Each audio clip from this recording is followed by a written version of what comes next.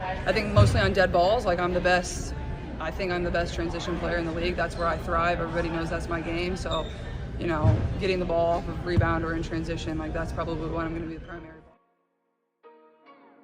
Imagine building the most talked about team in women's sports history, and then watching it fall apart before it even begins. That's what happened to the Indiana Fever in 2025. And honestly, nobody saw it coming. Not like that. Here's a number that should stop you cold. 13. Not 13 losses. Not 13 bad games. 13 total games played by the woman who single-handedly changed the trajectory of an entire league. Caitlin Clark, the most electric player women's basketball has ever seen, played 13 games in her sophomore WNBA season, and then she was gone. But here's the part that makes this story different from every other injury comeback narrative you've heard before. The Indiana Fever didn't crumble. They didn't tank. They didn't make excuses. They went on a run that nobody, not the analysts, not the odds makers, not even their own fan base, saw coming. And now, with Clark fully healthy and training camp underway, the Fever have made a decision that changes everything. A structural decision, a philosophical decision, one that tells you exactly how serious this franchise has become about not just competing, but winning it all. To understand where Indiana is right now, you have to go back to the beginning, not 2025. Further, when Caitlin Clark declared for the WNBA draft in the spring of 2024, the sports world didn't just pay attention. It stopped. Completely stopped. Her Iowa Hawkeyes farewell tour had shattered NCAA viewership records that had stood for decades. She was playing in arenas that hadn't sold out in years. She was trending on platforms that normally don't touch women's basketball with a 10-foot pole. The hype wasn't just real. It was unprecedented. The Fever held the first overall pick. There was never any suspense about who they were taking. And from the moment Clark put on that Indiana jersey, the expectations were galaxy-brained. Not just make the playoffs expectations, championship expectations. Immediate, unrealistic, suffocating championship expectations placed on a 22-year-old rookie still learning the speed of professional game. Her rookie season, 2024, gave everyone a taste of what was possible. She was a ball of energy, a creative force, an assist machine who could pull up from anywhere and drain it with defenders draped all over her. Rookie of the Year, a franchise centerpiece, a cultural phenomenon. And then 2025 arrived, and the weight of all of it, the expectations, the scrutiny, the physical toll, started to show cracks. Here's something that gets glossed over in the highlight reels and the endorsement deals in the sold-out arenas. Caitlin Clark is physically punished every single game in a way that most NBA point guards aren't.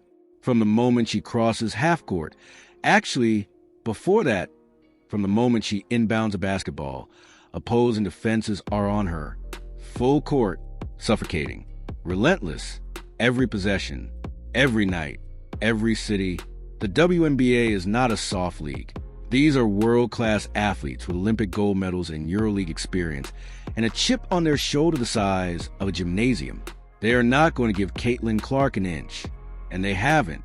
That kind of full-court pressure, maintained for an entire season, is a physical tax that compounds with every game. Your legs get heavier, your reactions slow, your body starts sending messages that your competitive spirit refuses to hear. In 2025, her body stopped asking and started demanding. A left quad sprain, nagging, persistent, the kind of injury that doesn't announce itself with a dramatic collapse on the court. It just quietly chips away at you until one day you wake up and you can't go anymore. She missed the All-Star game. She missed the playoffs. She sat there in street clothes, watching her teammates fight without her, feeling something she'd never felt before in her entire athletic life. Helpless. And that feeling, more than any training regimen or draft pick or contract extension, is what set the Fever's 2026 transformation in motion. Because Caitlin Clark doesn't do helpless twice. Let's sit with that number one more time, because the full weight of it still hasn't landed for most people. 13 games. In a 40-game regular season, Caitlin Clark suited up 13 times. She averaged 16.5 points and 8.8 assists in those appearances. Numbers that, stretched across a full season, would have put her in the conversation for MVP. The talent was never the question. The body just wouldn't cooperate. And the cruelest part? Every time it looked like she was turning a corner. Every time the training staff gave a cautiously optimistic update. Every time Clark herself showed up to shoot around with that familiar fire in her eyes, something would flare back up. The quad, the soreness, the setback. Weeks turned into months. The calendar kept moving, and Clark kept watching. There's a particular kind of suffering that comes with being a competitor forced into stillness. It's not physical pain. You can manage physical pain. It's the psychological erosion of watching your teammates grind through something you were supposed to be leading. Watching game film of plays you designed together in practice, now running without you.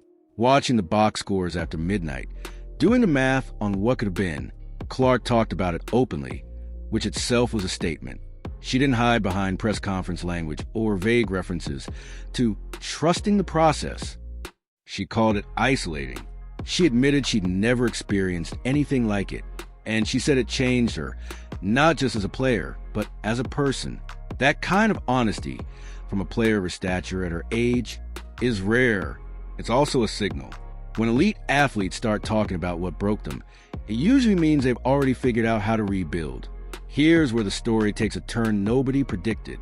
While Clark was rehabbing, while the national sports media was writing its somber takes about wasted potential and injury-plagued seasons, the Indiana Fever were quietly doing something extraordinary. They were winning, not scraping by, not surviving. Winning with a kind of grit and collective identity that teams spend years trying to manufacture and almost never actually achieve. Veterans stepped into expanded roles. Kelsey Mitchell became an offensive engine. Aliyah Boston anchored the interior like she'd been the unquestioned leader of the franchise her entire career. Because for those months, she had to be. And when the playoffs arrived, Indiana didn't just participate, they competed. They won a playoff series for the first time since 2015, a fact that deserves its own moment of silence, because 2015 was a different era, a different league, a different conversation entirely. They pushed the Las Vegas Aces, one of the most complete rosters in the history of the WNBA, to overtime in Game 5 of the semifinals. They made the Aces sweat. They made the Aces feel mortal. And then they lost, by a margin so thin it almost didn't register. But it registered. Believe me, it registered inside that locker room. After the season ended, after the handshakes and the exit interviews and the plane rides home, someone inside the Fever organization sat down and asked a question that reframed everything. Not, how do we get Caitlin Clark healthy? That was the medical staff's job. The question was bigger. It was structural. It was the kind of question that separates franchises that contend from franchises that occasionally make noise and then disappear. The question was, what do we have to build so that this never happens again? Not just better injury prevention protocols, not just a revised training schedule, an entirely different system, a different philosophy about how Caitlin Clark plays basketball at the professional level, one that protects her body without diminishing her impact, that reduces her physical burden without reducing her role, that keeps her on the floor for 40 games, so that the version of this team that pushed Las Vegas to overtime without her becomes something so much more dangerous with her. Head coach Stephanie White didn't just answer that question. She engineered an answer, and the blueprint she drew up, piece by piece, player by player, possession by possession, is unlike anything this franchise has attempted before. To understand why this all matters so much, you have to zoom out one more time. The WNBA is in the middle of something genuinely historic. Viewership is up. Attendance is up. A new media rights deal worth nearly $2 billion was signed, a number that would have seemed like science fiction 5 years ago. New expansion teams are coming. Salaries are rising. The infrastructure of the league is transforming in real time. And at the center of that transformation, not the only reason for it, but undeniably a catalyst, is Caitlin Clark. When she plays, arenas fill up in cities that have never cared about the WNBA. When she plays, the conversations happen at a volume, and in spaces that the league has been trying to reach for 30 years. When she plays, something shifts. The sport feels different, bigger, more urgent, which means the stakes of keeping her healthy are not just personal. They're not just organizational. They're almost institutional at this point. The Fever understand that. Caitlin Clark understands that. And that shared understanding is exactly what makes what they've built for 2026 so fascinating and so loaded with potential. Because the plan isn't just about surviving a season. It's about building something that lasts. Before you can fix something, you have to be honest about what broke it. And the Indiana Fever, to their credit, didn't sugarcoat it. They didn't blame bad luck or bad timing or the randomness of sports injuries. They looked at the film, they looked at the data, they looked at how Caitlin Clark was being used, possession by possession, game by game, and they identified something specific, something fixable. The problem wasn't Clark's conditioning. It wasn't her toughness. It wasn't some mysterious physical fragility that made her injury-prone by nature. The problem was structural. It was baked into the way the offense was designed, and it had been quietly destroying her body from the very first week of the season. Every single time the Fever needed to advance the basketball, Clark was the one doing it. 94 feet of hardwood, full court pressure waiting at the other end, and one player responsible for navigating all of it. Every possession, every quarter, every game. Think about what that actually looks like over the course of a season. Not one game, not 1 week. An entire season of sprinting the length of the floor before the offense even begins, before a single play is run, before Clark can do the things she actually does better than almost anyone alive. Read a defense and make the perfect decision in the half court. By the time she got there, she was already tired. By February, she was already wearing down. By the time the injury announced itself, the damage had already been accumulating for weeks. The Fever saw all of that, and they decided they were never going to put her in that position again. Professional sports franchises talk about solving problems all the time. Most of them mean it in the loosest possible sense. They'll adjust something at the margins, tweak a rotation, move a piece here or there, and hope the results improve. Indiana didn't tweak. Indiana drafted a solution. Her name is Raven Johnson.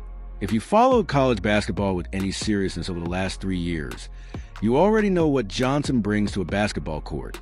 She spent her career at South Carolina running one of the most disciplined, most offensively suffocating, most systematically elite programs in the history of college basketball under Dawn Staley. She didn't just play in that system. She ran it. She was the engine. Johnson is a natural ball handler, a natural distributor, someone who reads pressure the way a seasoned veteran does, who doesn't panic when a defender gets into her chest at half court, who can push pace when it's there and slow things down when it isn't.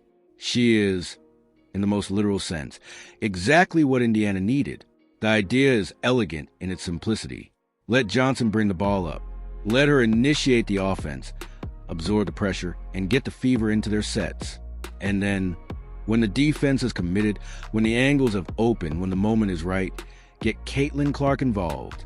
Not from half court, not as the primary ball handler on every possession, as a weapon, as a finishing piece, as a player who arrives into the action fresh, with her legs under her, and her mind clear and her full arsenal available. Stephanie White described it plainly.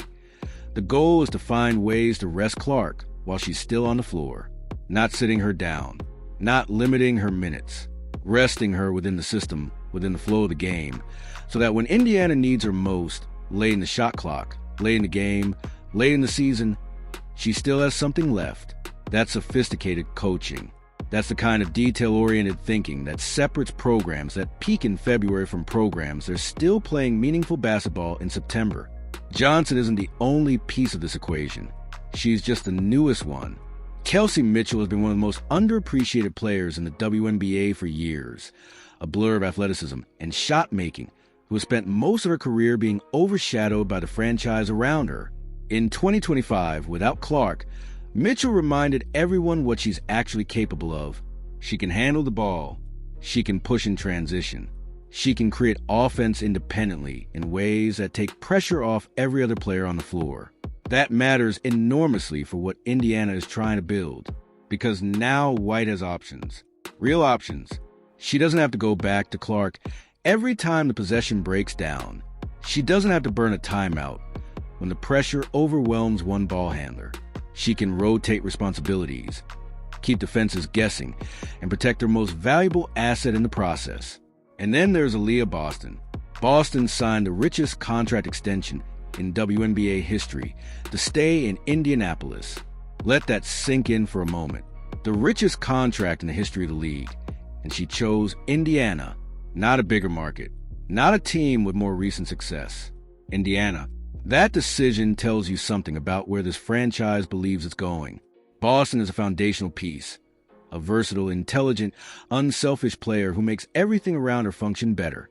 She and Clark have a chemistry that's been building since Clark's rookie season, a shorthand between them that you can't manufacture through free agency or trade. You earn it through shared reps and shared losses and shared belief. With Boston locked in long-term, Indiana's core is settled. The question was never whether the talent was there. The question was always whether the system could protect it. Stephanie White doesn't get enough credit in these conversations. She should. She took over a franchise that had been wandering for years, installed a culture of accountability and collective effort, and then, in her first real test as a head coach at this level, watched her best player disappear for most of the season and still guided her team to the semifinals. That's not luck. That's not a fluke. That's coaching. And what she's done this offseason, the intentional restructuring of how Indiana's offense flows, the specific targeting of Johnson in the draft, the clear articulation of a plan to protect Clark's body while amplify her impact, reflects a coach who is thinking several moves ahead. White understands that the WNBA is evolving rapidly. The athletes are getting better. The scouting is more sophisticated. The margins between winning and losing at the highest level are getting thinner every season. You cannot survive at the top of this league on talent alone. You need systems. You need depth. You need a coherent philosophy that holds up when things get hard. Indiana has all of that now, maybe for the first time in a very long time. So let's take stock of what the Indiana Fever actually look like heading into 2026. A fully healthy Caitlin Clark, entering her third professional season with a year of hard-earned wisdom about what it means to sustain yourself over a long campaign. A first-round draft pick specifically selected to share the physical burden of initiating the offense. A veteran co-star locked in on the most significant contract in league history. A head coach who has already proven she can win without her best player, which means she almost certainly knows how to win with her. This is not a team hoping things go better this year. This is a team that diagnosed what went wrong, engineered a specific solution, acquired the personnel to execute it, and is now sitting in training camp with a blueprint that has never been attempted in quite this way in the WNBA before.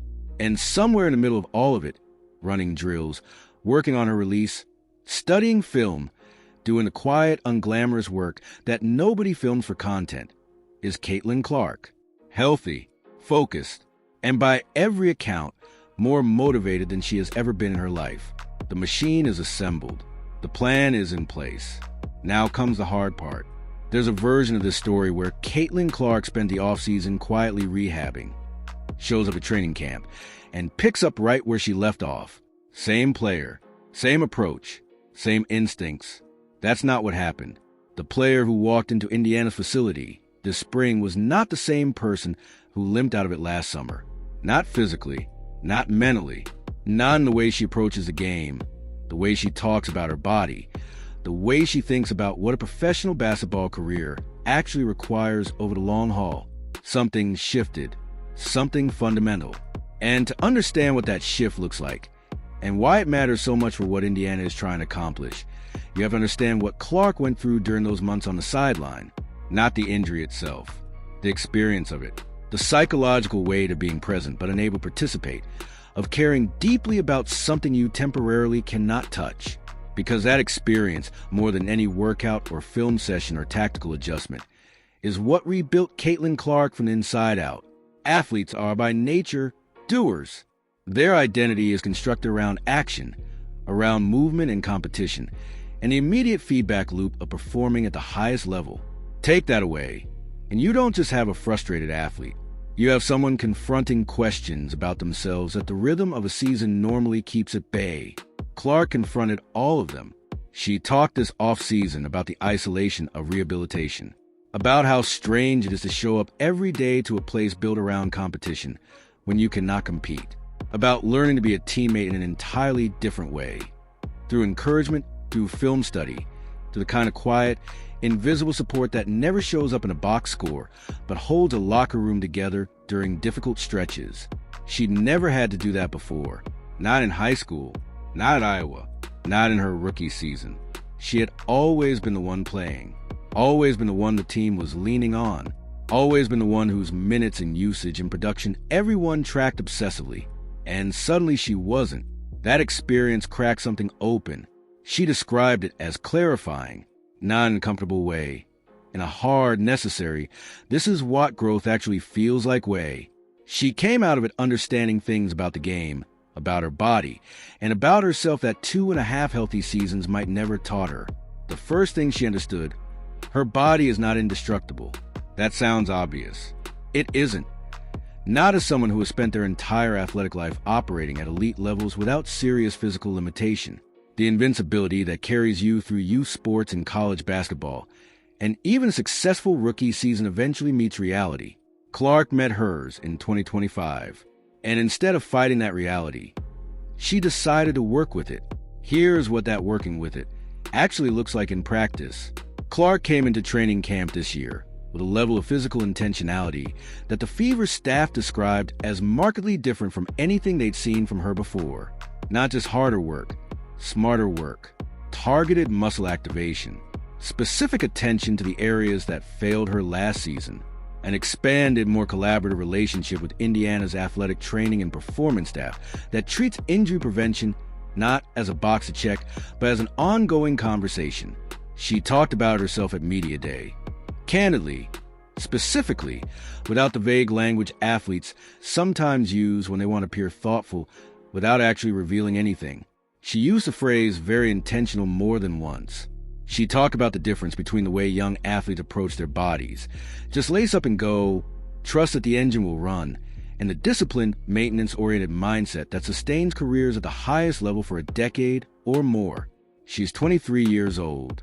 Most players don't arrive at that mindset until they're 28, 29, after 2 or 3 serious injuries have forced a lesson on them repeatedly. Clark got there early, painfully early, but early. That's an enormous competitive advantage if she carries it forward. And everything about how she's talked and trained this spring suggests she will. There was a quote from Clark during Media Day that didn't get nearly enough attention. She said she's only played about 60 WNBA games in her career. 60. And she called that the exciting part.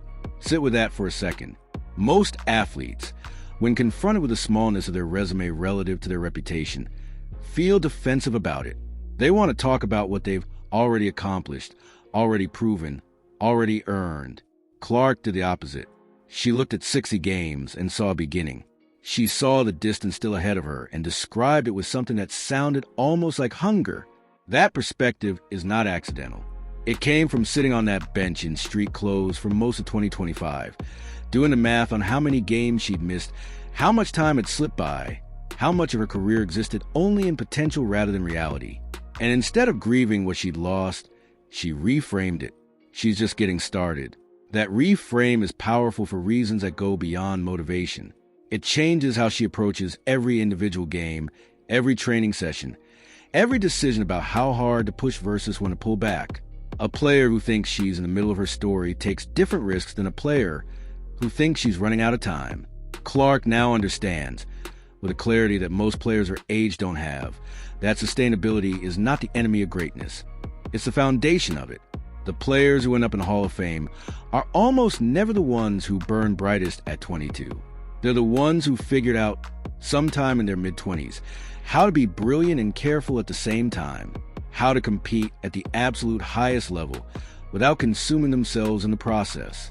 Clark is trying to figure that out right now, at 23, which means the ceiling of what she could become is still somewhere most people haven't even imagined yet. Beyond Clark's personal transformation, something has shifted inside the Indiana Fever locker room that deserves its own examination. Last year's team built an identity without their star. That's not a small thing. That's actually an incredibly difficult thing to walk back from, because the players who thrived in Clark's absence, who found their voice and their confidence in their role during those 13-game stretches, don't simply return to being supporting cast the moment she's healthy. They're different now, too. Boston is different. Mitchell is different. The role players who contributed in unexpected ways during that playoff run carry a different kind of belief into the season than they had going into last year. That could create friction in a lot of organizations. It would. The reintegration of a superstar into a team that succeeded without them is one of the quieter, more complex challenges in professional sports. Because egos are involved, roles shift, and the hierarchy that the team established during the absence has to be renegotiated. But here's what's different about Indiana. Clark's absence actually showed her teammates how much they needed her. Not in an abstract, she's the star player sense. In a concrete, game-by-game, possession-by-possession sense. They pushed Las Vegas to overtime in Game 5 without her, and they lost. They know what that means. They know what the gap between almost and actually looks like. A healthy Caitlin Clark is not a threat to what they built. She's a missing piece that completes it. And in that locker room, with that particular group of people, that understanding seems to be genuine. Here's the thought that should be keeping opposing coaches up at night. Nobody in the WNBA has ever seen a full season of Caitlin Clark at her best. Not really. Her rookie year was brilliant but raw. A first-year player still adjusting to the speed and physicality of the professional game. Her sophomore year was 13 games. That's it. That's the entire sample size. The player who showed up to training camp this spring. Older, wiser, more intentional about her body, armed with a system designed to protect her, surrounded by personnel specifically assembled to share her burden. That player has never actually taken the floor for a full WNBA season. We don't know what she looks like in Game 30, in Game 35, in the fourth quarter of a playoff game in September when the season is on the line, and she's got 40 games of accumulated wisdom and health behind her. We've never seen that version of Caitlin Clark. We're about to. Aliyah Boston didn't mince words. At Indiana's Media Day, with cameras rolling and reporters scribbling and the entire WNBA world paying attention, Boston looked directly into the microphone and said what most players in her position would have carefully avoided saying. Not, we want to compete for a championship. Not, our goal is to take the next step. Not the careful, hedged, protect yourself language that professional athletes use to manage expectations and deflect pressure. She said championship or bust. Every single year. That's a different kind of statement. That's a player who has looked at what this franchise has assembled, what this roster is capable of, what this moment in WNBA history represents, and decided that anything short of a title is unacceptable when your best front court player, the one who just signed the richest contract in league history to stay with you, is talking like that before the season even begins. That's not bulletin board material. That's a mission statement. And it tells you everything about the internal temperature of this team heading into 2026. But wanting a championship and winning one are separated by a distance that has humbled far more talented teams than Indiana. And the WNBA that the Fever are entering this season is not a league full of pushovers waiting to be overcome. It is, by most credible assessments, the most competitive the league has ever been. The Las Vegas Aces remain a force. Yes, they've navigated their own roster turnover and their own questions about sustainability after back-to-back titles. But the organizational infrastructure in Las Vegas, the coaching, the ownership commitment, the culture of winning doesn't evaporate overnight. They know how to be good. They've made a habit of it. The New York Liberty pushed the Aces to the limit in recent seasons and have built something real in Manhattan.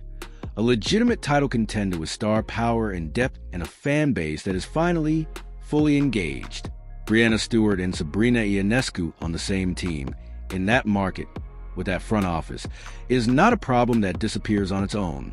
The Seattle Storm are in a transitional moment, but never fully out of contention. The Chicago Sky and the Minnesota Lynx have shown signs of the kind of organizational growth that produces sustained winning. The Connecticut Sun have been quietly, consistently relevant for years. And then there are the expansion teams, Golden State and Portland, injecting new energy, new money, and new talent pipelines into a league that was already accelerating. The rising tide that Caitlin Clark helped generate is lifting all boats, which means the Fever are not just trying to win a championship in the abstract.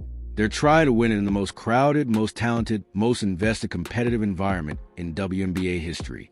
That context matters. It makes what Indiana's built even more impressive. and the challenge of converting it into a title even more significant. Here's something worth understanding about the specific moment this Indiana Fever team exists in. The WNBA's new media rights deal, worth nearly $2 billion, distributed across multiple broadcast partners, doesn't just mean more money. It means more games on national television, more exposure, more scrutiny, more pressure, more everything. For a franchise like Indiana, that cuts both ways.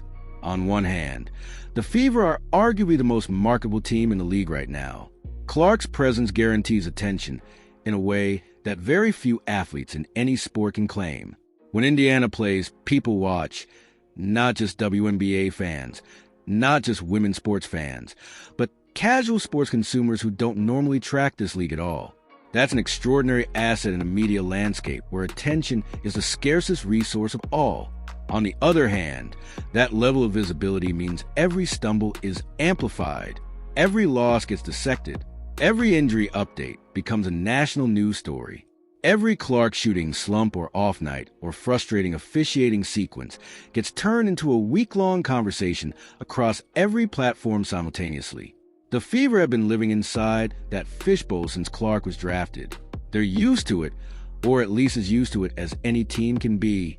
But with a new media deal bringing even more eyeballs to the league, the intensity of that attention is only going to increase. Championship teams learn to use that pressure instead of being crushed by it. They learn to perform in the spotlight rather than shrink from it. And based on everything Indiana showed in last year's playoff run, the composure, the collective toughness, the refusal to fold when things got hard, this group has the psychological infrastructure to handle what's coming. Indiana hasn't won a WNBA championship since 2012. 14 years. Think about how much has changed in 14 years. The smartphones in your pocket, the streaming services you use, the entire cultural conversation around women's sports. The franchise has been through coaching changes and roster overhauls and rebuilding cycles and false dawns and moments of genuine promise that never quite converted into the ultimate prize. The fans in Indianapolis have been patient, remarkably patient. Actually, for a fan base that once had a dynasty and knows what it feels like to win, now they have Caitlin Clark, they have Aliyah Boston, they have Kelsey Mitchell, they have Raven Johnson, they have Stephanie White. They have a front office that has made intelligent, targeted decisions in each of the last 2 off-seasons. They have a plan that is more detailed and more thoughtful than anything this franchise has attempted in recent memory. And they have a player, in Clark, who generates the kind of cultural gravity that championships orbit around. Not every franchise gets that. Most franchises spend decades waiting for it. Indiana has it right now. At the peak of the league's growth curve, in the middle of a media explosion that is sending women's basketball to audiences it has never reached before. The window is open. It is wide open. And everyone inside that building knows it. Let's talk about the coach one more time. Because as much as this story is about Clark, and it is fundamentally about Clark, it is also about the person responsible for translating all of this assembled talent and potential and institutional ambition into actual wins on actual courts against actual opponents who are also trying very hard to beat you. Stephanie White is in a fascinating position. She has already proven she can coach. The 2025 playoff run was a credential, irrefutable, undeniable, achieved under circumstances that would have unraveled lesser coaches. She kept a fragile, injury-decimated roster together through a long regular season, and then guided them to results that nobody expected. But this year is a different test. This year, the expectations aren't just internal. They're external, they're loud, and they're attached to a franchise player whose health and performance will be analyzed from every conceivable angle by every conceivable media outlet. White has to manage Clark's minutes without making Clark feel managed. She has to integrate Johnson into a system without disrupting the chemistry that carried them to the semifinals. She has to keep Boston, Mitchell, and the rest of the roster bought in and engaged even when the narrative is inevitably, relentlessly about one player. She has to win now, because the window says now, while also building something sustainable, while also protecting the long-term health of her best player, while also navigating a longer, more exposed season under brighter lights than the franchise has operated under in years. That's a complicated job. It requires a complicated person. And everything White has shown so far suggests she is more than capable of carrying it. Here's the thing about perfectly constructed plans. They survive until the first possession of the first game of the season. Indiana has done everything right this offseason. The draft pick made sense. The contract extension made sense. The philosophical shift in how they use Clark makes sense. The emphasis on intentional, sustainable physical preparation makes sense. All of it, on paper, is the right answer to the right questions. But the WNBA doesn't get played on paper. It gets played on hardwood floors in front of sold-out arenas. In fourth quarters, when everyone is tired and the margin is 2 points, and the other team's best offender is attached to Caitlin Clark like a shadow, and the system has broken down, and someone has to make a play, can Indiana make that play? Can Clark, with a full season of health and a smarter system and a year of hard-won wisdom, be the player who closes games at the highest level? Can Stephanie White outcoach the best coaches in the league when the stakes are at their absolute peak? Those questions don't get answered in training camp. They don't get answered in the first month of the regular season, or in a mid-January shoot-around, or in a media day press conference. They get answered in September, in a gym somewhere, under pressure, with everything on the line. And the Indiana Fever believe, genuinely, collectively, with a conviction that starts at the top of the organization and runs all the way through the roster, that when that moment arrives, they will be ready for it. This is the year the real Caitlin Clark story begins. Not the recruitment story, not the college story, not the rookie story, not the injury story. The actual, full-length, everything healthy and working WNBA story, the one that answers, once for all, what this player is capable of when the conditions finally align. The Fever built the conditions. They drafted for it. They signed for it. They coached for it. They restructured their entire offensive philosophy around protecting it. Now it's Clark's turn. 60 games into her WNBA career, standing at the beginning of something enormous. She said the distance still ahead of her was the exciting part. She was right. And if everything Indiana has constructed holds together, if the plan survives contact with the season, if the system protects what it's designed to protect, if Raven Johnson is everything the Fever believes she is, if Boston and Mitchell and the rest of this roster bring the same hunger that carried them to a Game 5 overtime without their best player, then the most exciting part is just getting started. For Caitlin Clark, for the Indiana Fever, for the WNBA, and honestly, for all of us watching.